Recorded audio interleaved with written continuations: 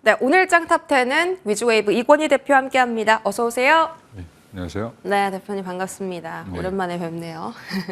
자, 오늘 반도체가 드디어 바닥을 잡는 건지에 대한 확인이 좀 필요해 보이고 기관이 삼성전자, 하이닉스 같이 담고요. 외국인은 하이닉스 좀 담고 있습니다. HBM 공급 과잉이다라는 리포트가 나오면서 다시 한번 반도체가 문매를 세게 맞았는데 노무라 증권에서 그거 좀 오버하는 거다라는 의견을 좀 냈잖아요. 이제 HBM 쪽으로 다시 시선이 회귀할 수 있는 건지 궁금하고요.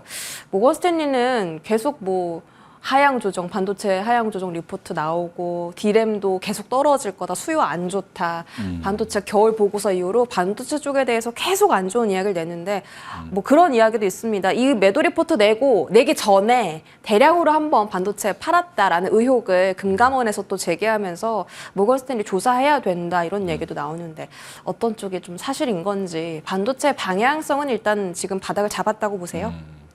일단 저는 개인적으로는 바닥 잡았다고 보고는 있는데 일단 지금 모건 스탠리의 의견이 워낙 세게 얘기를 했기 때문에 여기에 또 동조하는 국내 애널리스트도 있고 네.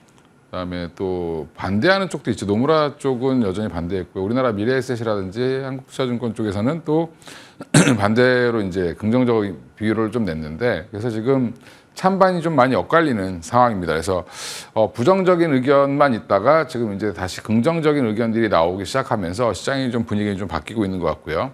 모건 스탠리가 지금 마이크론이 실적 발표를 지금 25일, 우리나라 시간으로 26일 정도에 발표될 텐데 그 발표 나기 전에도 이미 마이크론에 대해서도 목표가를 하향을 시켰습니다. 그래서 60불대로 떨어뜨렸는데 여전히 마이크론 지금 80대 후반, 90불 초반에서 움직이고 있죠. 그러니까 여전히 의견은 의견일 뿐이다라고 전에도 한번 말씀드렸던 것 같은데 지난주에도 여전히 모건 스탠리는 반도체 업황에 대해서 전반적으로 안 좋게 보고 있고요.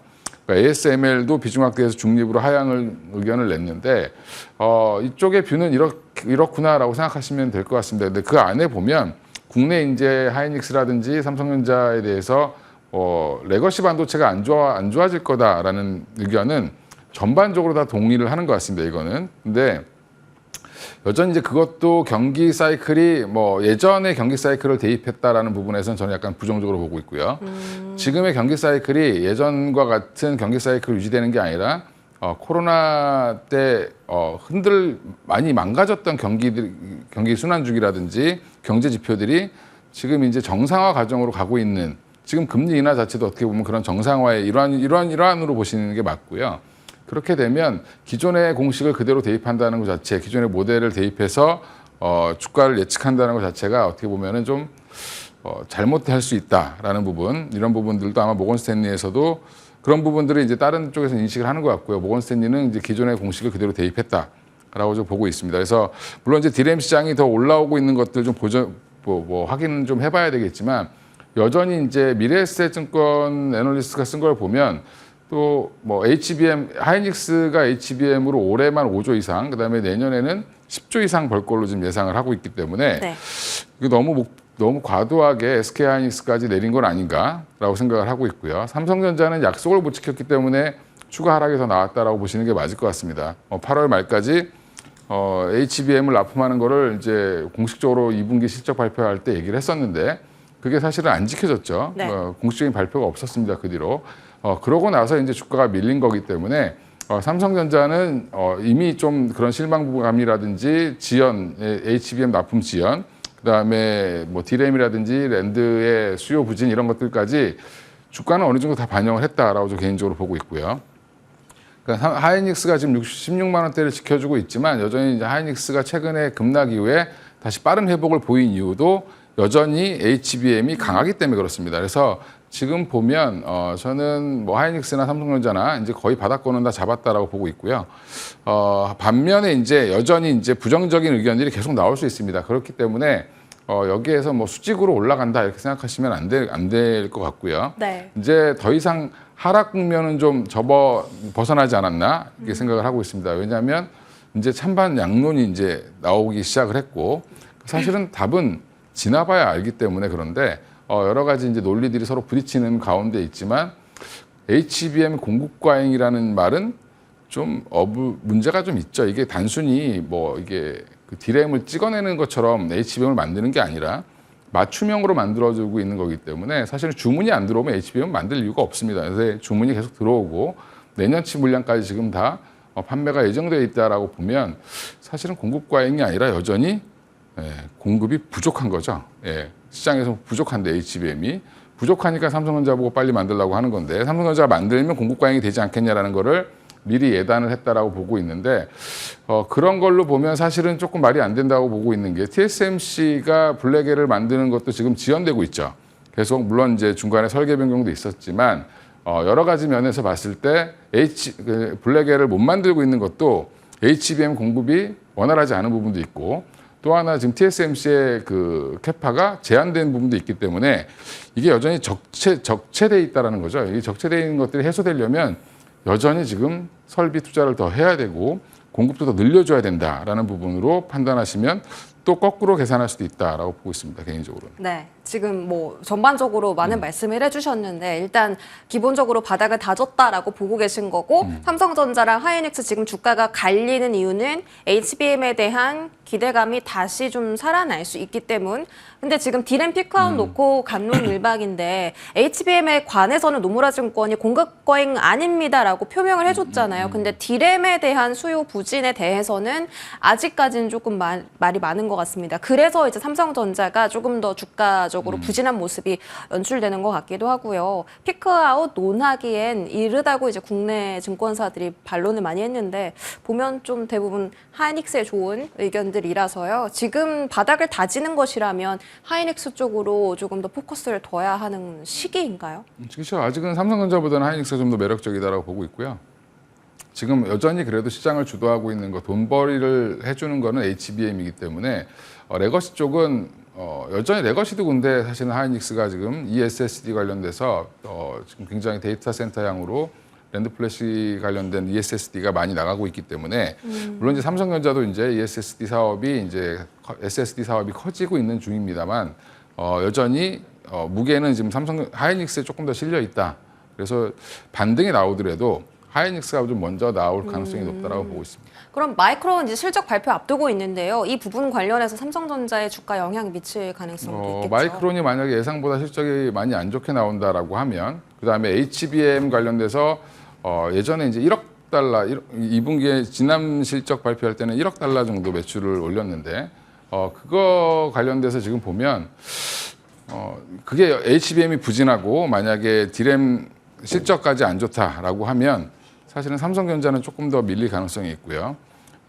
HBM이 생각보다 치고 올라오지 못했다라고 하면 하이닉스에게는 오히려 또 호재가 될 수도 있기 때문에 마이크론 실적 발표가 상당히 시장에 미치는 영향이 생각보다 클 수 있다라고 보고 있습니다. 그래서 지금 당장 좀 불안하신 분들은 뭐 이번 주 지나서 뭐 10월부터 좀 접근해 보셔도 괜찮다라고 생각하고 있습니다. 일단 실적 보고 방향성 잡고서 확인하자. 바닥 잡긴 했어도 흔들리면서 또 갈 수도 그쵸, 있는 거라서 알겠습니다. 뭐 퀄컴이 이제 인텔을 인수한다라는 이야기도 있고 그 삼성전자랑 TSMC가 5일 머니 통해서 중동에 또 반도체 네. 공장 설립한다 이런 이야기들이 주가를 더 붐업 시켜줄 수 있는 호재로 작용할 수 있을까요? 네, 뭐 지금 아랍에미레이트에다 짓는다는 규모를 보면 그렇게 규모는 크지는 않은 것 같고, 근데 이제 뭐 지어야 짓는 거죠. 지금 일단 계획이 나온 건데 저는 뭐 그거는 여전히 뭐 그닥 지금 주가에 큰 영향을 미치기보다는 관련된 장비주들이 조금 움직일 가능성이 있다라고 보고 있고요.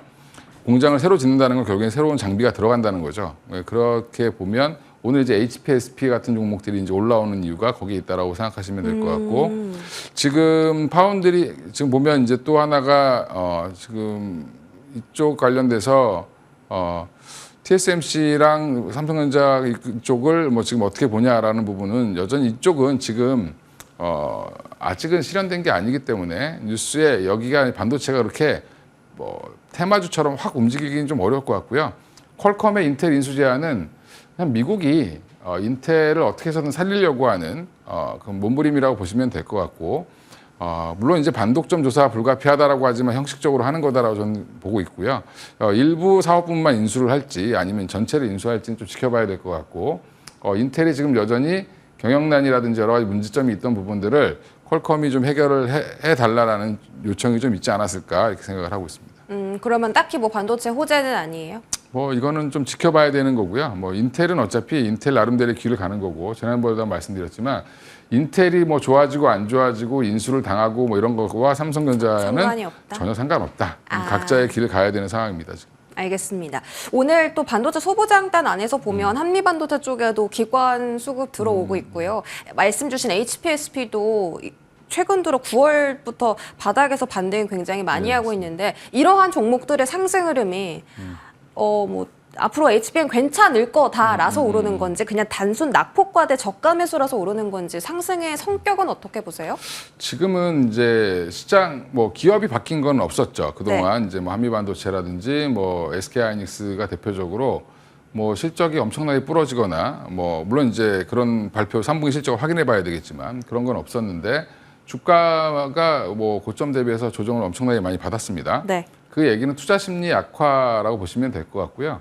펀더멘탈이 훼손되지 않았다는 거 확인하고 나면 또 다시 한번 주가는 반등이 나올 거라고 보고 있는데 단기에 기대감에 많이 올랐던 부분들 이제 HBM 시장의 확대만 예상하고 막 올라갔던 시장이 지금은 이제 이것도 보고 저것도 보고 리스크 요인을 자꾸 체크하려고 하죠. 근데 그게 이제 리스크 요인이 하나둘씩 제거될 때마다 주가는 반등할 걸로 좀 예상을 하고 있어서 한미반도체도 10만 원 전후에서는 바닥권을 형성하지 않겠나 개인적으로 그렇게 생각하고 있습니다. 알겠습니다. 이제 반도체 관련해서 AI 수요 부분을 좀 약간 짚어보자면 짧게 여쭤볼게요. 그 최근에 전력 설비 종목들이 참 강하잖아요. 네. 이거는 AI 수요가 여전히 견조하다라는 걸 또 반증해주는 것이기도 한데 AI 수요가 여전히 이렇게 살아 있다면 반도체도 걱정하지 않아도 된다 이렇게 좀 역으로 해석하면서 그쵸. 차라리 전력 설비 투자하는 건 어때요? 그러니까 전력 설비도 조정을 잘 받았기 때문에 뭐 다 갈 수 있다라고 보고 있고요. 근데 전력 설비가 가는데 AI 산업이 죽었다라고 얘기하는 것도 사실 좀 어불성설이죠. 예, 그래서 지금 뭐 마이크로소프트라든지 쪽에서 뭐 40조 원 투자를 또 한다라는 얘기도 나왔고 했는데 여전히 빅테크들은 내년 상반기까지는 투자를 확대하겠다라고 얘기를 하고 있고요. 만약에 하반기 계획까지 확대 추세로 나오게 된다라고 하면 네. 이거는 뭐 꺾였다고 보기는 어려울 것 같습니다. 그래서 오히려 지금 누가 1, 2등을 할 수 있느냐 2등 안에는 들어야 되거든요. 이게 그러면 내가 AGI를 만들 때 이 2등 안에 못 들어가면 살아남지 못한다라고 생각했을 때 어떻게 자기들의 먹거리를 찾아가려고 할 때 그 경쟁은 심화된다. 그게 젠스랑 씨가 얼마 전에 나와서도 얘기했던 내용이죠. 네. 여전히 구매할 의사들이 너무 많다. 나는 수요에 놀랬다. 이렇게 얘기를 하고 있습니다. 블랙웨어를 지금 기다리고 줄 선 사람들이 너무 많다는 거죠. 그러니까 이제 그게 주요 빅테크들이 어마어마한 물량을 산다라는 겁니다. 뭐 지금 우리나라 기업 네이버 이런 데는 줄도 못 쓸 정도로 지금 과격하게 줄 서 있는 상황이기 때문에 그게 만약에 다시 한번 숫자로 확인된다라고 하면 이게 투자 사이클은 끝나지 않았구나라고 하면 사실은 뭐 삼성전자 하이닉스가 나쁠 건 없는 거죠. 예. 네, 알겠습니다. 전력 설비까지 좀 여쭤봤고요. 2차 전지도 오늘 강세 흐름을 보이면서 코스닥을 견인해주는 섹터 중에 하나죠.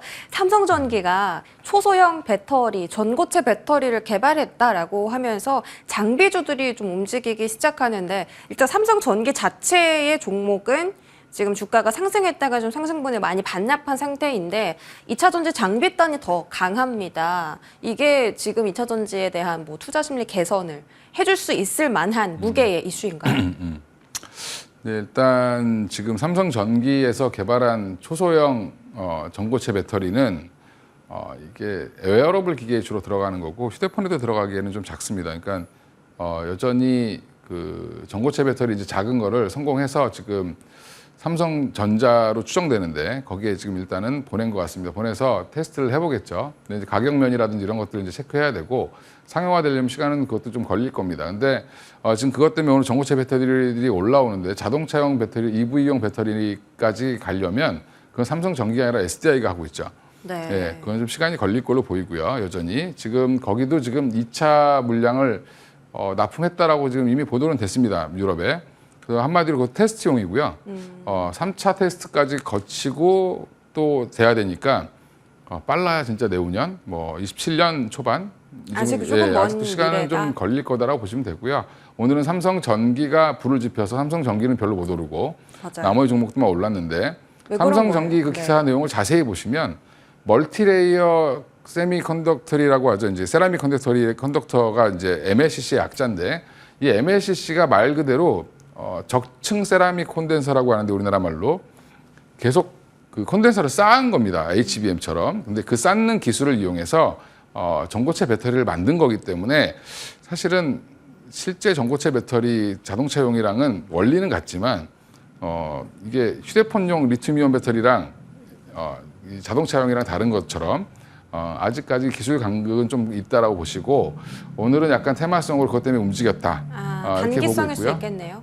2차 전지 지금 돌아서는 걸 확인하실 거는 사실은 LG 에너지 솔루션이 여기서 뭐 42만 원 이상 돌파해서 올라가느냐 여부를 확인해 보시는 게 더 맞는데 지금 42만 원 정도 가격, 40만 원대 가격도 이미 내년 성장분을 다 반영을 했다라는 얘기도 있습니다. 그러니까 그만큼 아직 지금 2차 전지는 뭐 여러 가지 좀 난제들이 있는데 미국의 대선도 있고 조만간에 이제 유럽의 환경 규제 이런 것들 이제 전기차 관련 정책이 변경될 가능성도 있다라는 얘기도 있고요. 네. 또 미국도 마찬가지로 변경될 가능성이 있다라는 얘기가 있습니다. 뭐 포드 같은 회사들이 못 쫓아오기 때문에 쫓아올 수 있는 시간을 좀 벌어주려고 하는 그런 정책들이 나올 가능성이 높아서 여전히 좀 정책 불확실성도 있기 때문에 지금은 뭐 바닥에서 금방 올라갈 거라고 기대하시고 하기보다는 단기 트레이딩 영역으로 좀 대응을 하시는 게 좋을 것 같습니다. 양극재도 같은 의견으로 예, 보세요. 맞습니다. 오늘 예.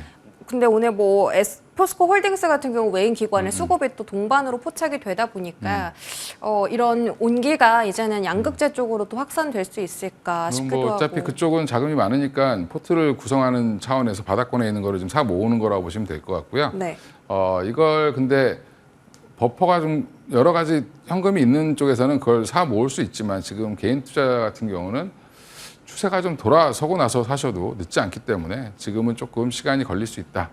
굳이 지금 너무 이르게 접근하시기보다는 만약에 사시더라도 일시적으로 좀 수익이 좀 많이 나면 뭐 한 10% 내외 수익 나면 한 번씩 이제 매도를 하시는 게 맞다라고 보고 있습니다. 10% 정도 수익이 나면 좀 매도하는 쪽으로 2차 전지는 짧게 대응하자라는 의견까지 전해드렸습니다. 위즈웨이브 이권희 대표와 이야기 나눴습니다. 대표님 고맙습니다. 네, 감사합니다.